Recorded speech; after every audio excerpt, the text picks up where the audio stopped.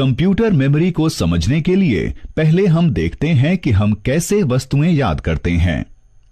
जब कोई हमें अपना नाम बताता है या बताती है तो क्या होता है?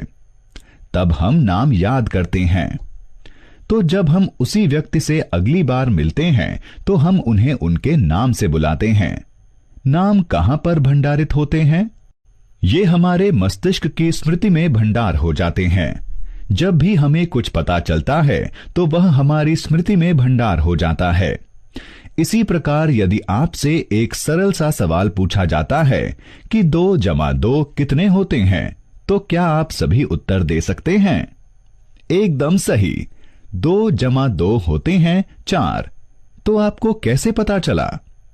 आपने अपने मस्तिष्क में गणना की, सही ना?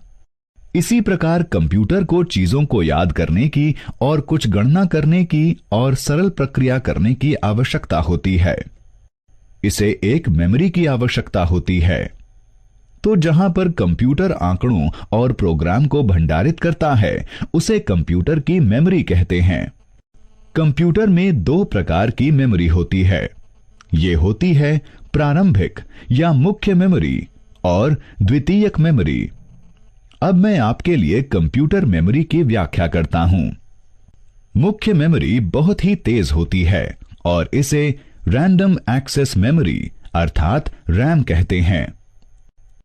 आंकड़े और निर्देश मुख्य मेमोरी में सहेजे जाते हैं, जहां से उन्हें सेंट्रल प्रोसेसिंग यूनिट सीपीयू परिणाम हासिल करने के लिए प्राप्त करता है। रैम वह मेमोरी होती है जिसमें सभी प्रोग्राम भंडारित होते हैं।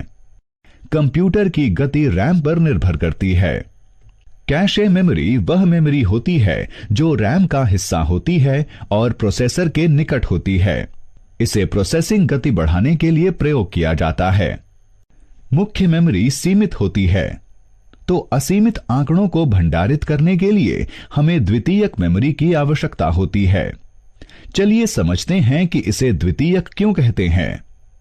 द्वितीयक आंकड़ों पर रखे गए आंकड़े या कार्यक्रम को कंप्यूटर पर प्रयोग किए जाने के लिए रैम पर प्रति बनाए जाने की आवश्यकता होती है। कंप्यूटर द्वितीयक मेमोरी से सीधे कोई आंकड़ों को प्रोसेस नहीं कर सकता है। द्वितीयक मेमोरी के उदाहरण हैं floppy disk, hard disk, magnetic tape, pen drive, magnetic bubble memory और ऑप्टिकल मेमोरी। कंप्यूटर मेमोरी के बारे में जानना रोचक है।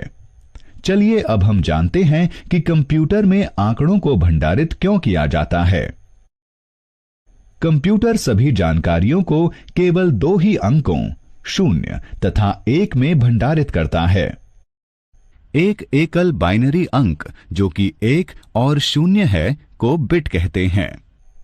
8 बिट के एक समूह को बाइट कहते हैं। एक बाइट 8 बिट्स के समान होता है। 1 किलो बाइट या 1 केबी 1024 बाइट के समान होता है।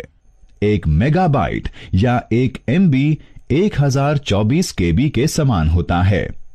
1 गीगाबाइट या 1 जीबी 1024 एमबी के समान होता है।